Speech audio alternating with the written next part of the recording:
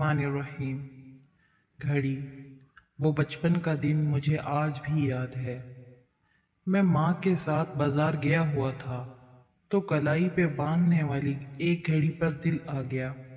मैंने माँ से जिद की मुझे घड़ी खरीद कर दें, लेकिन घड़ी महंगी होने के सबब माँ ना दिलवा सकी और हम जिद करते रोते रोते माँ के साथ घर आ गए और घर आते ही घर सर पर उठा लिया। उस वक्त की खुशकिस्मती ये थी कि वालिद मोहतरम घर मौजूद न थे, वरना इतना शोर मचाने की मजाल ही न होती और घड़ी की हसरत सिर्फ हसरत ही रह जाती। पर तकदीर को कुछ और ही मंजूर था। फिर साहिब हुआ कुछ यूं कि माँ ने खाना दिया और हमने इनकार के साथ साथ खाना भी उठा मारा।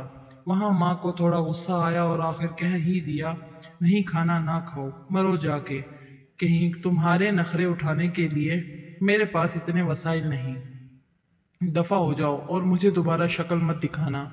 तो साहिब अना भी हमारे अंदर खुदा ने दबा दबा कर शुरू से ही भरी हुई है। माँ के ये अल्फाज सुनना थे कि उठ खड़े हुए और मुंह उठा घर से चल दिए। गालिबन 6 से 7 घंटे हमने जितनी बेफिक्री से गुजारे, शायद माँ ने अपनी जिंदगी के सबसे ज्यादा कर्बनाक गुजारे होंगे। उस बात का अंदाजा उस वक्त हुआ जब हमने एक मस्जिद के स्पीकर से अपनी गुमशुदगी का ऐलान सुना तो घर की जानिब रुख कर लिया। रास्ते में मेरा फूफीजाद मिला जो मुझे ही ढूंढने निकला था।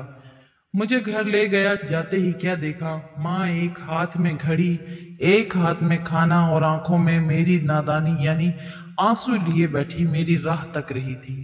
मुझे देखते ही गले से लगाया, माथा चूमते हुए घड़ी बांधी, कहा तुमने दोपहर से खाना भी नहीं खाया, क्या हशर कर लिया है अपना, और जो करने का हुक्म मुझे दिया था अपने ऊपर ले लिया। कहती अगर मैं मर जाती ते फिर सारी उम्र तू कड़ियां ही पानिया सी। उस दिन होने वाला एक वाकया जो मुझे अब कभी याद आए तो सारा दिन बाल नोचने को जी करता है।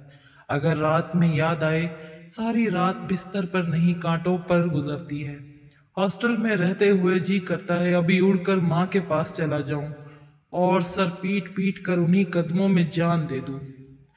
जब ये याद आता है कि माँ ने हक महर में मिली हुई हजारों की मलकियत रखने वाली कानों की बालियां सिर्फ 500 रुपए में बेचकर उस दिन मेरे लिए घड़ी लाई थी। मजीद अच्छी वीडियोस के लिए वीडियो को लाइक, शेयर और सब्सक्राइब जरूर करें। अल्लाह हाफिज।